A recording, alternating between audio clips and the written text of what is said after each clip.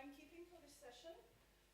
Just information for the speakers, because the lectures will be recorded, unless you indicated you don't want to do so. If you could stay by the microphone, not wandering around. Questions at the end of the talk, if you could make your way to one or the other microphone over there, so the questions can be recorded as well. Okay? And I will show to the speakers the sign for 5 minutes when your 8 minutes are done, so then you have 5 minutes of actual speaking time, and then 1 minute when you have 12 minutes. Okay. Okay? So our first speaker is Michelle Jackson, and she will be talking about impact of global warming on freshwater ecosystems in the Arctic, the Ring of Fire. Over to you, Michelle. Thank you. Hi everyone, thank you for coming. So I'm going to be talking about the Ring of Fire project, which is funded by a NERC large grant to look at the impacts of warming in freshwater ecosystems. And this is a really large grant with lots of different institutes involved, so I've just highlighted the main ones there. I'm from Imperial College London. Also involved is Queen Mary University and the University of Essex. And at the bottom I've just listed the work package leaders on the grant, but there's many other people involved as well. So we know that natural ecosystems are vulnerable to many different multiple stresses, including those occurring at a local scale, so species invasions, pollution events, habitat modification, and one of the main ones occurring at a global scale is global climate change, which can include extreme weather events such as drought and flooding, and also warming, which is what we're interested in this grant. So freshwaters are particularly vulnerable to global change. Many of you have probably seen the recent WWF Living Planet report, which estimated average species population declines in vertebrates since 1970, and they found that it was about 80% declines in freshwaters compared to 30 to 40% in marine and terrestrial species. And high latitudes are also expected to be particularly vulnerable to climate change and other stresses. For instance, the IPCC estimated temperature increases, and you can see just from this figure here that the darker colours are showing that temperature increases are expected to be particularly severe at higher latitudes, so in the Arctic, which is why we work on these systems. And this is highlighted recently, you probably also saw in the news that we saw record high temperatures in the Arctic in November, so you can see on this red, oh, someone up there, okay. I thought that was me. You can see this red blob here showing that the temperature is 20 degrees above what it would be on average in this particular day in November. And also this year we've seen the lowest levels of ice in both the Arctic and the Antarctic, so they're particularly vulnerable systems. And we know quite a lot about the physical predictions of what's going to happen with temperature changes. So the IPCC has these projections, and worst case scenario showing that in the higher latitudes we're going to get temperature increases of about 7 to 9 degrees and, by the end of the century, and best case scenario may be about 2 degrees. But we know a lot less about the biological responses of systems to these increases in temperature. So what are the gene to ecosystem responses of fresh waters to increases in temperature from climate change? And that's what the Ring of Fire project is all about. And this is important because communities are shaped by environmental conditions. So if we consider biological inventory, so just the species that occur somewhere and how abundant they are, this will influence how an ecosystem functions. And this is structured by hundreds of thousands of years of evolution, so species adapting over time to the surrounding climate, geology and geography, and for aquatic systems, hydrology and water chemistry. And if we add in stresses, so in this case we're talking about warming, they add in another filter, so reshaping communities, changing the biodiversity and abundance of many species, and then also altering, because of that, how an ecosystem functions. So the Ring of Fire project is looking at this across all of these scales, so looking at the impacts of warming from genes to ecosystems, and doing it from nature all the way to laboratory experiments. So we've been looking at the impacts of warming in streams across the Arctic, where we have a high scale and a high level of realism, but less replication and control. And then also we're going to be doing work in the lab where we have a high level of replication and control, but less realism. And then mesocosms provide a sort of trade-off between these two, where we have some control and a bit more realism than in the lab. But today I'm going to be mainly talking about the work we've been doing in the field. And the vision of the Ring of Fire project is to link theory to nature and back again. So from the offset, we're going to be modelling the impacts of warming and then seeing if it fits the data and then re-adding that data back into the models. So the Ring of Fire project is very large. There's quite a lot of different work packages. So I'm involved with work package 1, which is looking at the impacts of warming on food webs and communities. And then there's going to be people talking later in the conference about microbial ecology and how warming affects the microbial community. So Kate Randall's going to be talking about that tomorrow. And then on Wednesday, Sarah Harpensager will be talking about the impacts of warming on biogeochemistry and ecosystem functioning. And there's also 3 posters which you can look at all involved with this project. So I'm going to be talking about the fieldwork part of the project. So this, the project's called the Ring of Fire because all the sites we work on form a ring around the North Pole and they're all geothermal. And the reason that we use these geothermal sites is because they have a natural temperature gradient, so we can use them as a natural laboratory to look at the impacts of warming. So this is a picture of a system that the team have been working on for a long time in Iceland. And there's lots of different streams running into this main river, and all these streams have a different temperature. This is shown by this map here. So you can see the temperature gradient ranging from about 5 degrees to 50 degrees. And the only thing that differs between these sites is temperature, so we can confidently compare the communities in them and say that if there is any difference, it's because of warming. And it's highlighted quite nicely here by these 2 streams right next to each other within a few meters, which are about 20 degrees and about 5 degrees. So my part of the project is using a network approach to look at the impacts of warming to provide insight that is often only available at that scale. So warming, if we consider the impacts it will have at an individual or population level, there's just a few ideas there. Warming is expected to decrease body size. We'll probably see increases in growth rate and feeding rate, and also changes in community composition because of range shifts or extinctions and perhaps invasions. And when we look at this using our field and our mesocosm approach, using a network approach here, we can sum up all of those different changes using this large-scale network approach, looking at the impacts from the bottom of the food web all the way to the top predators.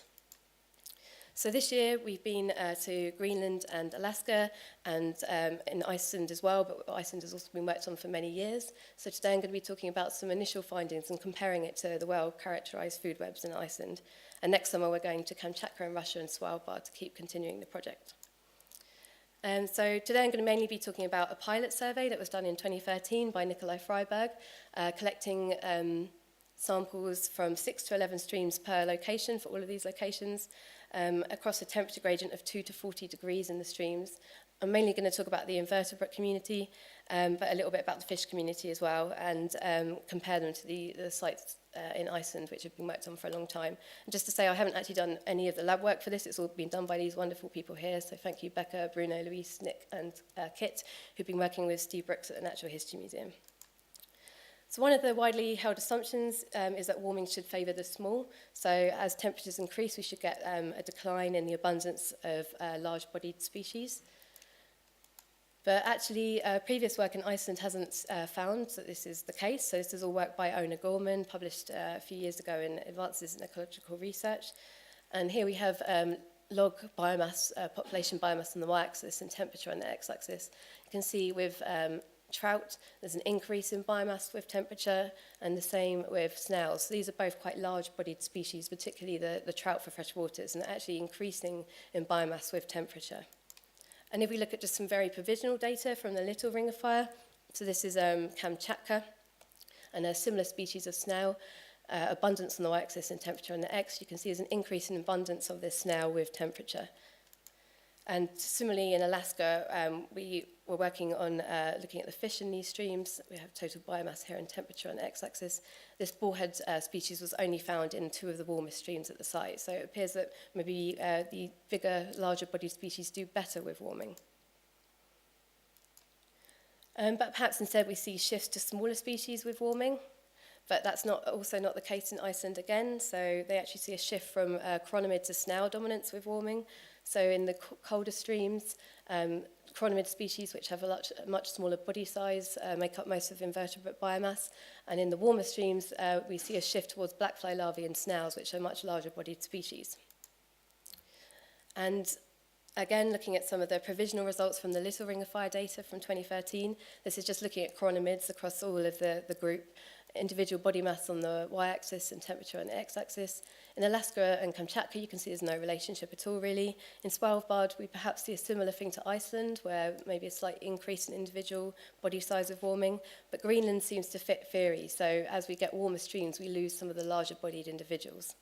And similarly, in Greenland, when we look at the blackfly larvae, This is 2 pictures taken at the same magnification.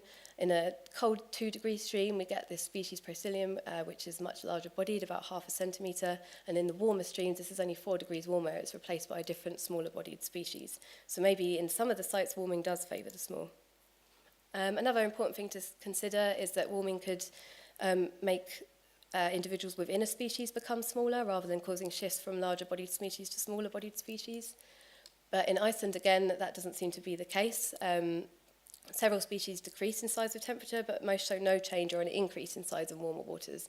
So this is individual body size here and temperature, and you can see the top row is diatoms, and we have invertebrates and fish here, and the individual body size is all increasing with warming. And overall, what they found in Iceland is that warming seems to simplify food web structure and alter community composition. So if you go back to comparing these 2 streams, which are right next to each other, one that's about 20 degrees and one that's 5 to 8 degrees, you can instantly see that there's less complexity in the warmer food web. So the dots here show species and the lines show trophic links. We're losing diversity at the bottom of the food web in the warmer stream, and then there's less interactions with other species because of this. So we're just starting to get some data back from the Little Ring of Fire for this. It's only done at family level at the moment, so it's kind of over-aggregated, and this might change when we get down to species level. But in Kamchatka, you can see a very clear relationship that family richness decreases with temperature, so it seems that we're getting a loss of complexity with warming, similar to Iceland. But this relationship is less clear at other sites, so you can see actually in most of them, it seems that family richness seems to increase with warming.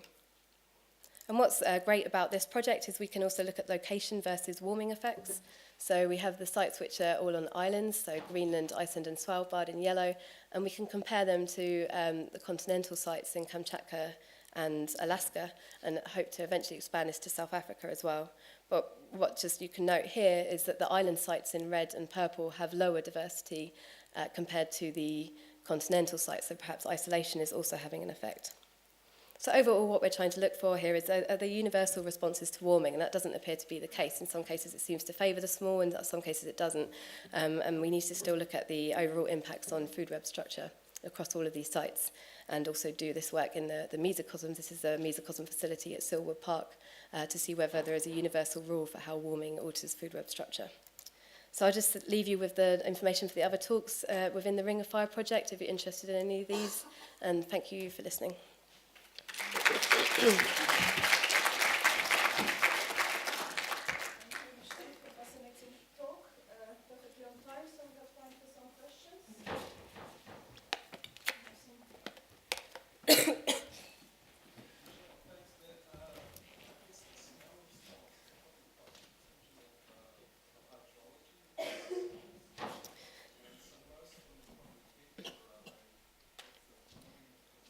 Say that last bit again, I can't hear. Yeah, they're all small. Can you repeat the question before you answer? So it's recorded. Yeah, so you're saying that the snail response would be related to hydrology?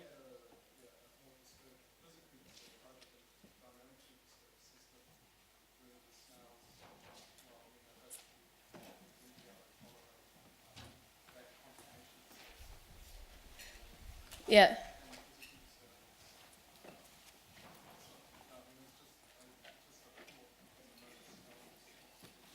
Yeah. Most of the sites there are similar in terms of their flow. But yeah, they will also have an influence of hydrology. That's true. Questions for Michelle?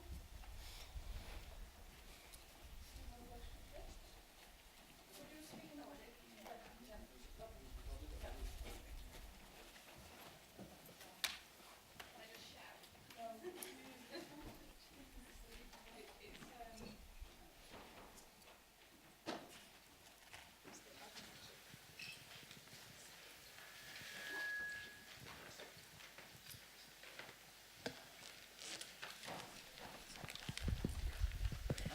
It's on. Okay, it's kind of related to the question that was just asked, which is there are lots of variables which co-vary with warming. So have you been measuring other things to try and maybe do some multivariate analysis or Yeah, something? we will be, yeah. So most of the sites, particularly in Iceland, the only thing that varies between them is warming, which is why it's such a great natural laboratory, because it's the sort of master variable, the only thing that differs between the streams. But we also measure everything else you can possibly imagine for freshwater ecology, so that we can eventually put that into the stats at the end and check whether there's any other influence. Okay. Any hints as to what's coming out of it yet, or is it just too soon? We literally got back from the field survey 2 months ago, and so we really, it's all very provisional data. And the little Ring of Fire data, I got the data back last Thursday, so it's all very new. Thanks. Thank you very much, Michelle. Okay. Fascinating. Thank you. About this project. Our next speaker is Milton Barbosa, and the title is Multi-Trophic and Direct Interaction Structuring Communities. Thank you. Hello, everyone. So, are ecological networks the right tool?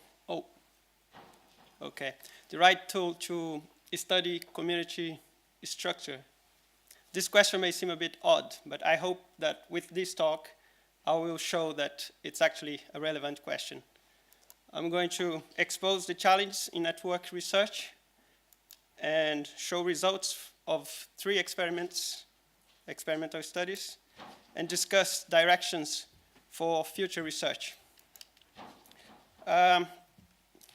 Communities are basically interacting species, and we have been using networks of mainly feeding relationships to try to represent community structure. Probably because it's trophic interactions are much easier they are much more visible. But the problem is that in nature, food webs are connected to many other types of interactions. For instance, interactions that don't involve feeding relationships. Here, a predator may interfere with the herbivore and change the interaction of the herbivore with the plant. And there is also another limitation with networks, that they are static representations of communities. And interactions in nature actually change with the space and time. They may change because of environmental conditions, species composition, or due to interaction modifications. And these changes are very important because they may be key to community persistence and stability. Because if interactions are static, they are much less adaptable to change.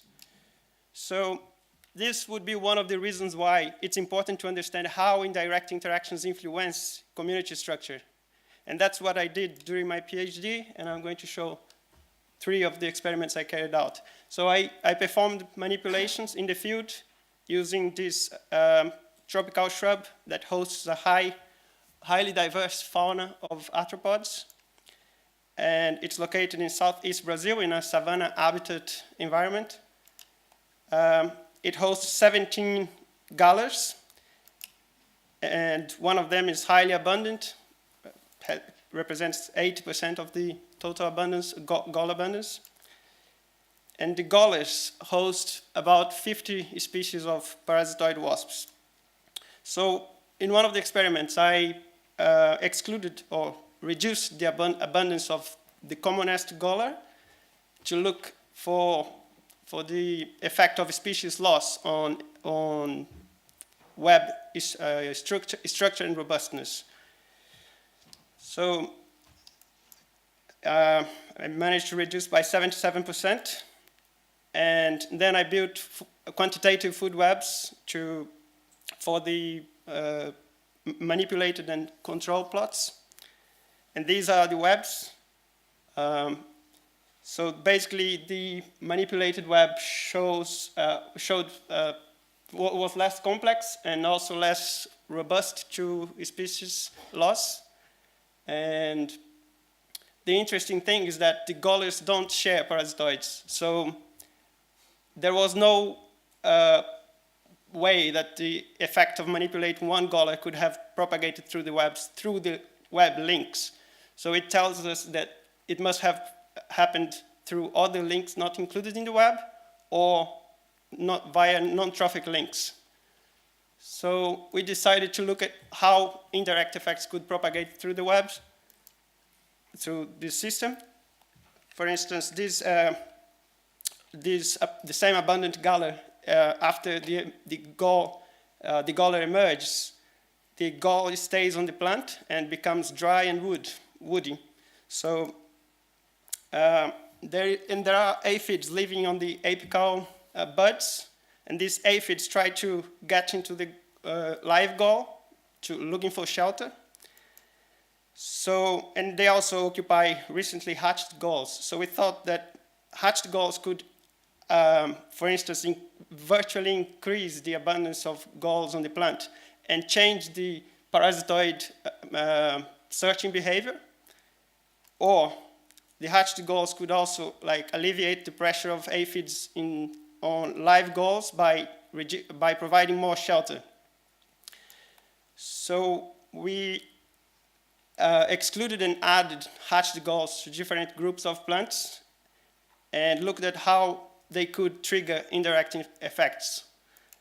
So adding hatched galls reduced the parasitism on the galler, and it also interfered with the density of aphids inside the galler, inside the galls. So, but not in a very clear direction, because both adding and removing hatched galls reduced the density. So those non-trophic indirect effects mediated through this hatched gall, which is just a species byproduct, could modulate the parasitoid galler and aphid galler interactions. So we thought, why not check if interactions change in the absence of other groups? There is a lot more going on. There are ants standing aphids and protecting them, and then interfering with herbivores. There are many predators, such as ladybirds and praying mantis, spiders, which also use the hatched galls and build webs on them. And there are solitary wasps, and many herbivore species as well. So in a third experiment, we decided to independently exclude ants, the abundant galler again, and hatched galls, and look at how certain pairs of groups relate to each other and how the relationship changes in the absence of each one of those excluded groups. For instance, if this is the relationship between parasitoid and the galler in natural conditions with ants, and this is what happens when ants are excluded, we consider that it tells us that ants are somehow involved are associated with that interaction. So we consider that ants somehow modulate that interaction, even if it's related through several other intermediates. And then we kept doing that for every other combination, and this is the result. We found many other interaction modulations like this. And this tells us that non-trophic interactions need to be incorporated to network studies, but it's very difficult to determine how non-trophic interactions take place, because they also interfere with each other. We also found four-way interactions, which are the blue arrows here, showing that they are modification of interaction modification. So interference among interaction modifications. So, yeah. In a network, a link like this, or in a food web, would be just an abstraction. In nature, they're actually embedded in a network of indirect effects, modulating them and making them context-dependent. So the effect of one species on another is the end result of several influences coming from several species. So back to the question, is it worth it studying these abstract links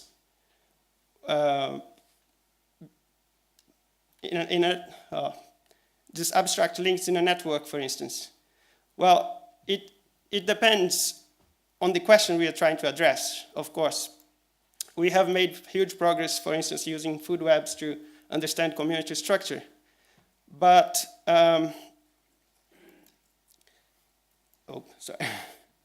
yeah, but there is we could ask, for instance, if the questions we have been asking are the ones that we are able to address using network theory. So what is to be done? I think we have been trying to avoid, we have been avoiding looking at complexity because we don't know how to deal with it. But we need to find ways of studying the whole. And I think that we should move, or instead of focus on pairwise interactions, we should have a more system or community approach, and try to identify fundamental principles of community structuring. And thank you very much for listening.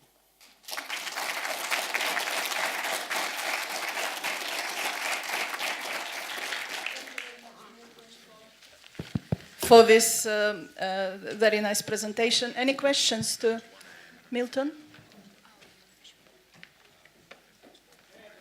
You have a question. Thank you. Hi.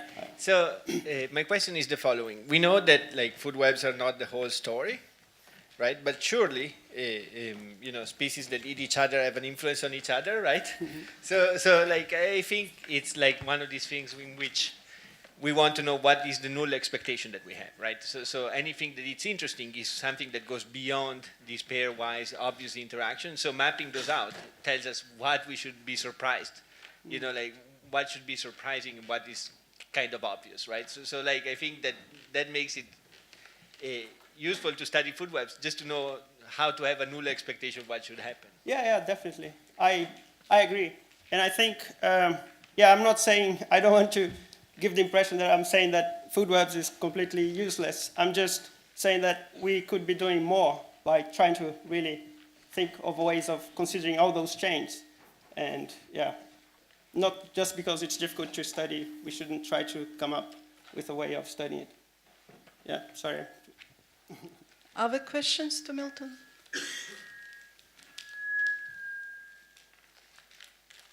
So could you maybe talk a little bit about the suggested directions for future research in this area? Yeah, I actually, well, I came here and said all that and didn't propose anything anyways, because that's an entire, I think it would take doing research on it. One idea I think is like, ecosystems are complex systems, and one way out is using more like complexity theory, applying it more to ecology, because I think it's a way of trying to understand how complex systems works. But I also think that experiments like the ones I did, trying to identify non-trophic interactions, they are important and they are very rare. So we need to keep doing more of those. And yeah. Okay, thank you very much. Anything else? Anybody wants to ask about the talk? No? Okay, thank you very much, Milton, for your interesting